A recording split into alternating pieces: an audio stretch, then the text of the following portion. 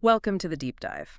We unpack complex topics, try to pull out the key nuggets of knowledge for you.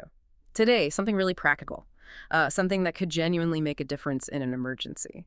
We're diving into dressings and bandages. You've seen them, probably used them.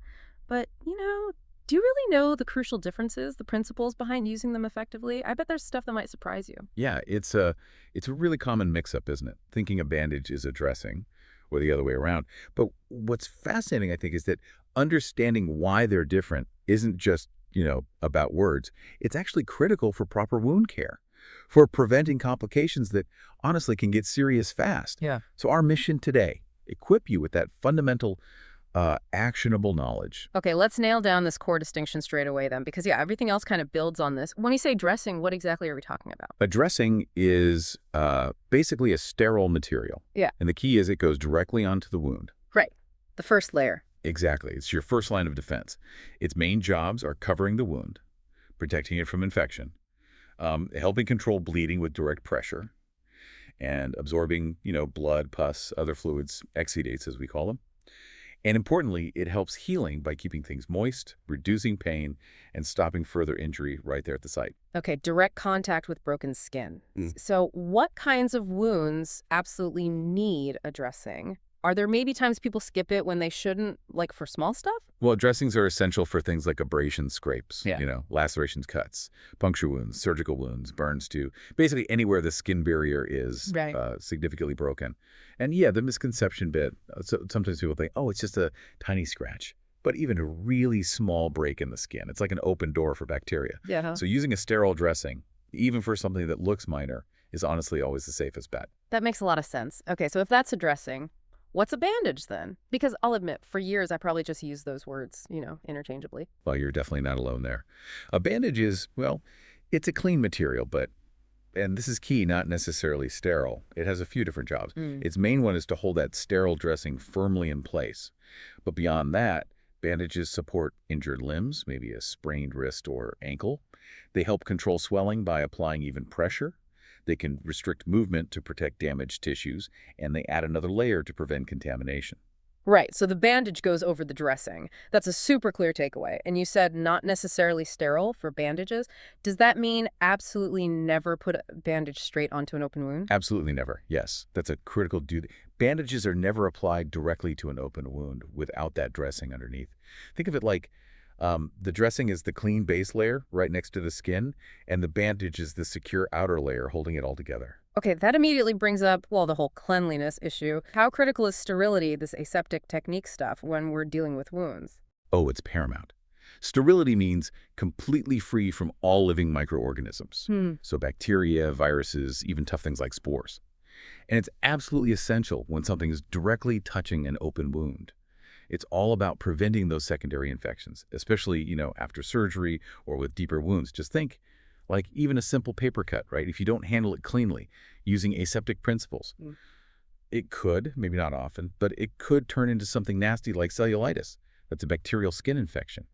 And that could mean a hospital visit, IV antibiotics, all from a tiny skin break that wasn't protected properly from everyday bacteria. It's not just about comfort, it's about avoiding serious medical stuff. Wow. Okay, that really drives it home. So it's not just what you use, but how you handle it. That's the aseptic technique part. Right. What does that actually mean for, us doing first aid at home? Right. Asepsis is basically all the practices you use to prevent contamination from pathogens, germs. So practically, wash your hands really well, use antiseptic soap if you have it, wear disposable gloves if possible, use sterile instruments and materials. And here's a really key bit. Avoid touching the part of the dressing that's going to actually touch the wound. You only handle it by the corners or the edges, like carefully unwrapping a sterile package without touching the important bit inside. That makes total sense. Keep everything from your hands, the air, whatever, away from that vulnerable spot. Exactly. It's about stopping infection before it even gets a chance to start. Okay, so this knowledge could really genuinely make a difference for someone's health, turning a minor thing into something manageable or stopping it becoming major. First slice. Let's shift gears slightly. To really get why dressings and bandages are so vital, maybe we need a quick look at, well, what they're protecting, our skin, and how it bleeds differently. We all have skin, obviously, but what's the quick rundown on its layers that matters for injuries? Yeah, understanding the layers helps gauge how serious a wound might be. You've got the epidermis, that's the outer barrier, protects us. Then underneath is the dermis. That's where you find blood vessels, nerves, hair follicles. If a cut reaches here, it'll bleed, it'll hurt. It's, more significant. And deeper still is the subcutaneous tissue fat, connective tissue. It cushions and insulates. The important point is really any injury that gets through the epidermis into the dermis or deeper, that needs careful handling, needs dressings. Great context, and that explains why different types of bleeding look different and need different responses. Can you walk us through the main types? Recognizing them quickly seems pretty crucial. Definitely. Okay, first up, capillary bleeding. Small surface vessels, it usually just sort of oozes slowly. It looks bright red, generally minor, often stops on its own or, with just a bit of light pressure, like dabbing it with a tissue. Okay, the common scrape type bleed? Pretty much. Yeah. And there's venous bleeding. This is from veins, so the pressure's lower than arteries. The blood looks darker red, and it flows steadily, not pulsing. This can be serious, mind you, but it usually responds well to firm, direct pressure, maybe with a compressed dressing to help. And then the one everyone worries about most, arterial bleeding. Yeah. Arterial bleeding, that's from arteries, high pressure. The blood is bright red, and it spurts out, often in time with a heartbeat. This is absolutely life-threatening. Needs immediate emergency help, 911, or your local equivalent. You need constant, direct, hard pressure. And in extreme situations, as a last resort, an improvised tourniquet might be needed, but that's serious stuff. Okay, that distinction is vital. So let's dive deeper into the dressings themselves now, starting with that nuance we touched on, sterile versus non-sterile. This feels like something that could easily trip people up. It really does. So a sterile dressing, completely free of all microorganisms, these are what you must use directly on open wounds. Think surgical sites, fresh cuts, bad scrapes, burns. They come in individually sealed pouches for that very reason, to maintain sterility. And non-sterile? Non-sterile dressings are clean, sure, but not guaranteed free of all microbes. You'd use these for, secondary purposes, maybe adding bulk or padding over a sterile dressing that's already in place, or for wrapping a bruise, maybe securing a splint. They don't touch the open wound directly. Got it. Crucial difference. So what are some of the most common types of dressings we might find in a first aid kit or see used? Well, the most common are probably gauze pads, those squares. Typical sizes like 2x2 inch, 4x4, maybe 4x8. They're usually woven cotton or a synthetic blend. Good for absorbing fluids, protecting the wound, letting some air circulate. You use them for minor to moderate wounds, but, and this is important, they always need securing, usually with tape or a bandage. Right, they don't stick on their own. What about something more specialized, like an occlusive dressing? Heard that term. Ah, yes. An occlusive dressing. Think airtight, moisture retaining, like Glad wrap, essentially, but sterile. Its job is to seal the wound off completely from air and water and keep moisture locked in, which can help healing in some cases. But they're really critical for specific emergencies, like open chest wounds, what we sometimes call sucking chest wounds because air can move in and out, or horrible situations like abdominal eviscerations where organs might be exposed. They seal things off. Okay. Very specific uses. And for really heavy bleeding. For significant bleeding, you'd reach for a compressed dressing. This is a bulky pad designed specifically to control bleeding. It applies firm pressure when held or bandaged in place, and it absorbs a lot of blood. Ideal for deep cuts, major bleeding. Then there's the trauma dressing, sometimes called a universal dressing. These are big, maybe 5x36 inches or even larger. They're designed to cover large wound areas, super absorbent. Think major trauma, like after a car crash, multiple injuries. And for just, everyday nicks and cuts, those annoying kitchen knife slips. Right. For those minor things, we often use adhesive strips.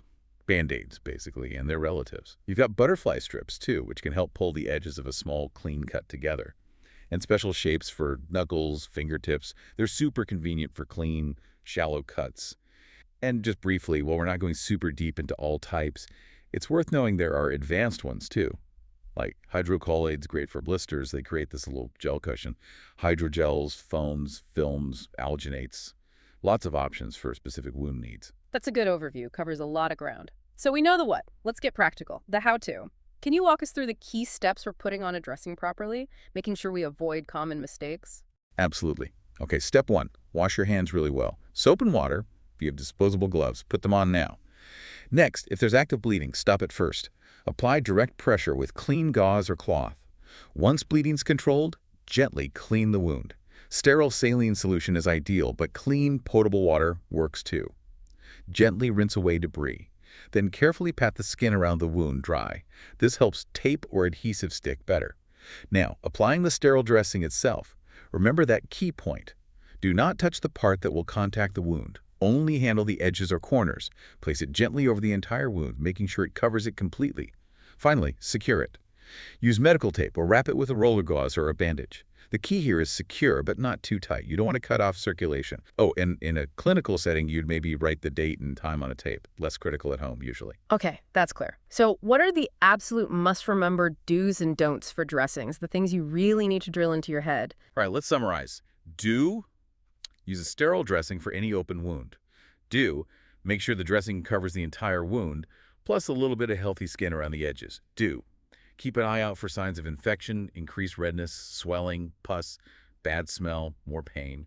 And do, replace any dressing if it gets soaked with blood or fluid or if it gets dirty. That's crucial to stop bacteria growing. Okay, those are the do's. What about the don'ts? The don'ts. Don't reuse dressings, ever. Yeah. One use only. Don't apply a dressing if you've accidentally touched the side that goes against the wound. Get a fresh one. Don't wrap it so tight that it cuts off blood flow. Always check circulation like capillary refill in fingers or toes beyond the dressing. And this one is really important. Never remove a dressing that's soaked through with blood. Just add more clean layers right on top of it. Pulling off that first layer can rip away the clot that's forming and make the bleeding start all over again, or even worse. That last point is gold. Add, don't subtract when it's soaked. Okay, so we've covered dressings pretty thoroughly. Now let's move to bandaging techniques, which, as we said, are all about securing that dressing and providing support. Exactly. The bandage comes second. It holds the dressing. It can provide compression to help control swelling or bleeding. It can immobilize an injured part like a sprained ankle. It helps reduce swelling generally, and it can support injuries like sprains or even help stabilize a fracture before professional help arrives. And just to hammer it home again, usually non-sterile, never directly on an open wound. Got it. So what are the main types of bandages people should know about? The ones you'd find in a kit? The most common are probably roller bandages. They come on a roll, different widths. You use narrow ones, maybe 1 inch for fingers and toes, a bit wider, 2 inches for hands and feet, maybe 3 inches for arms and elbows, and wider ones, 4 to 6 inches, for bigger areas like knees, thighs, legs. They can be non-elastic, kind of like stiff gauze for basic support, or they can be elastic, think ACE bandages for providing compression.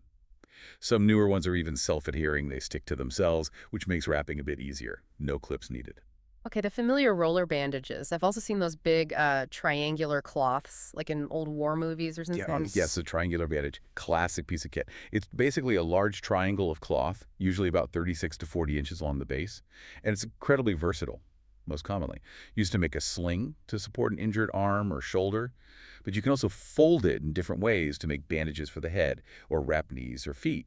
And in a really dire situation, folded correctly, it can be used as an improvised tourniquet, but again, that's a last resort measure. And you can fold that triangle. Right. When you fold a triangular bandage down into a long strip, it's called a cravat bandage. You use a cravat for wrapping around the head, maybe over an eye or ear injury, over a dressing, of course. It's also good for securing splints to a limb or applying pressure to a specific spot. Just gives you a different shape to work with than a roller bandage. Makes sense. So we know the types of bandages. What about the how? What are the golden rules, the principles you absolutely must follow when applying any bandage? This seems critical for safety. Absolutely critical. These principles ensure the bandage does its job without causing harm. First rule, start distal to proximal. Fancy way of saying start wrapping farthest from the heart and work inwards. So for an arm, you'd start at the fingers or wrist and wrap up towards the shoulder. For a leg, start at the toes or ankle and wrap up towards the hip. Why? It helps push swelling away from the extremity and encourages blood flow back towards the heart venous return. Okay. Helps the body's natural plumbing work correctly. What's next? Second, leave fingers or toes exposed, if possible, unless of the injured part, of course. Always leave the tip showing so you can check for circulation, movement, and sensation CMS, we call it. You need to keep checking. Are the tips pink and warm? Can the person feel you touch them? Can they wiggle them slightly? You're looking for good blood flow and nerve function? Check that capillary refill too. Press the nail, see if the pink color comes back quickly. Constant monitoring. Okay, and the tightness. Feels like a tricky balance. It really is. Rule 3. Avoid excessive tightness or looseness. Too tight. You cut off blood flow. That can cause numbness, tingling, pain, coldness, pale or bluish skin. In the worst case, tissue damage ischemia. Too loose, well, It's just ineffective. The dressing underneath might slip, the bandage might fall off, it won't provide support or control bleeding properly. It needs to be snug, but not constricting. Snug, not strangling. Got it. And finally, is there an absolute non-negotiable safety rule? Yes. The absolute non-negotiable rule. Yeah. Ever bandage completely around the neck, even seemingly light pressure can compress the airway or major blood vessels. It's incredibly dangerous. Can lead to strangulation or cutting off blood flow to the brain. Just don't do it. Unless you are highly trained in advanced trauma care, dealing with a very specific catastrophic neck bleed, this is a definite no-go area for standard first aid bandaging. Okay, never around the neck. Crystal clear. Wow, we have covered a lot today. From that really basic but crucial difference dressing versus bandage all the way through sterile technique, understanding bleeding, it really brings home how vital these seemingly simple first aid steps are and how much thought needs to go into them beyond just, slapping something on a cut. Exactly. Exactly right. Understanding these basics, it's not just about putting some material on. It's really about protecting someone's health, actively preventing infection, and potentially saving a limb, or even, in extreme cases, a life. This deep dive, I think, really shows how basic first aid knowledge, when you really understand the why behind it, becomes genuinely powerful. It's the difference between just covering a problem and actually starting the healing process safely. So for you listening, what does this all mean? Maybe next time you reach for that first aid kit, even for just a minor scrape, how might your approach change now? Knowing the potential downstream effects of getting it wrong, but also knowing the simple, clear steps you can take to make a real difference. It transforms that quick fix into proper, thoughtful care, doesn't it?